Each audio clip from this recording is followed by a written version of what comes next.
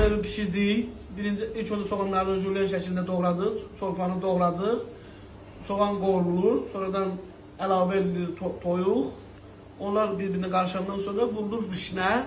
Vişneyle biraz dağ eləyəndən sonra vurulur zoğal turşusu. Duz, qara istiyor. Çok yok, az şekilde. Yani istiyordum çok yani şey olmasın. Bu praktik olarak belə pişirilir. Sunum eləyəndə də ora petruşka, yani baxırda milli mətbəxdə sonra sunum eləmək biraz olmur. Ancaq yani petruşkadır, belə bəzi bitkilər var, köyətlərdən qoymaq olar. Bax belə. Yəni çoxundan çox yeməklər pişirə bilərdik. Yəni Ağdam çırıtması, Qazaq toylaması, Bakı çırıtması, yəni yeməklər çoxdur.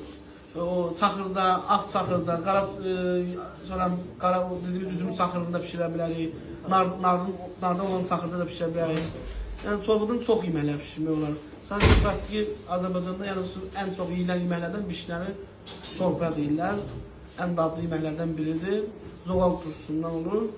Nar turşusundan da ola bilər. Ancaq o qara turşusundan olur. Bax belə. Sualımız, uşaqlar.